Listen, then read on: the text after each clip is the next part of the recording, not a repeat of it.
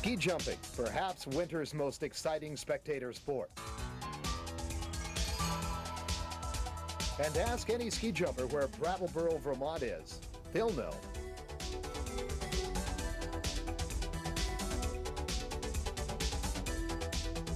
Each year at the Harris Hill Ski Jump in Brattleboro, thousands of spectators come from all over New England and beyond to witness the spectacle of young men launching themselves into the closest thing man has ever experienced to free flight.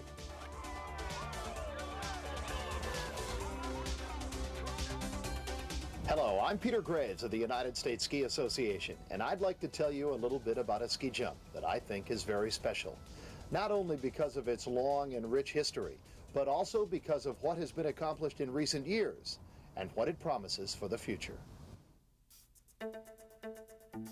The tradition and history of this hill are fascinating.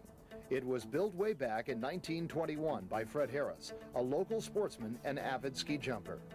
Fred held the first tournament here in 1923 under the auspices of the Brattleboro Outing Club, which he founded. He offered as the tournament's prize the ornate winged ski trophy, which he had fashioned by Cartier Jewelers of New York City.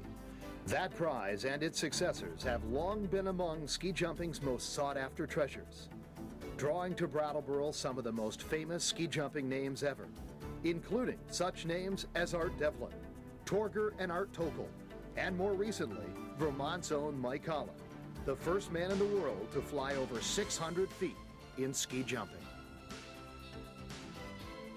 In the 69 years since the jump was built, it has been the site of 18 national and regional ski jumping championships and is now a leading contender for the 1992 U.S. National Championships.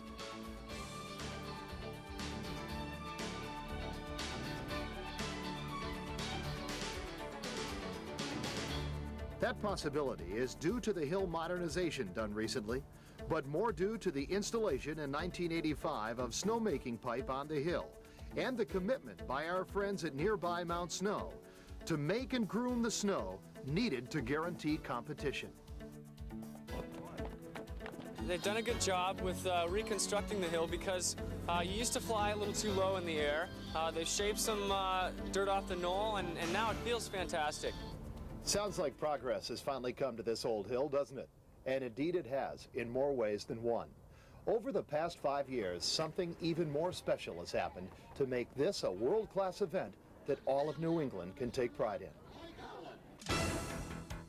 Under the leadership of Dana Zelenakis, a former U.S. Olympic ski jumper, the hill has taken on a new life.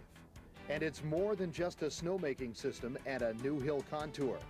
The real difference is seen in the crowds, in the exciting atmosphere of the events, and in the high level of ski jumping talent drawn here. U.S. ski team jumpers, along with Norwegian, Finnish, and Austrian jumpers, have become the expected. Recent winners at Harris Hill have been seen winning World Cup ski jumping events. And the recent 1990 victory of the USA's Mike Holland in a large field of Norwegians was spectacular. It's always nice to have Europeans because ski jumping is so big in Europe, and so with a lot of the Norwegians here, it brings the attitudes, the morale of all of the jumpers up to get more psyched about the competition.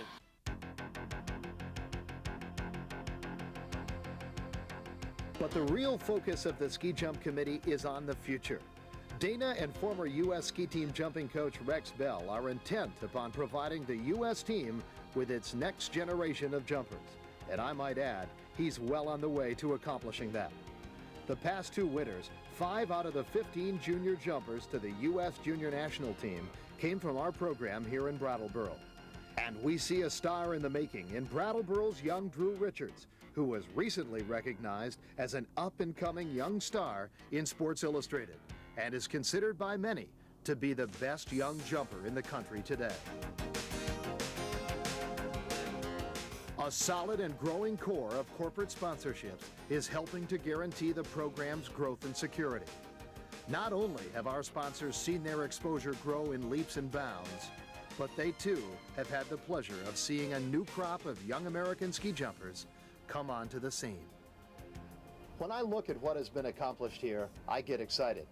For Harris Hill is more than just a 70-meter ski jump. It's a genuine part of New England history, an exciting and colorful part of its present, and most of all, a real symbol of the future hopes of young ski jumpers and America's Olympic effort.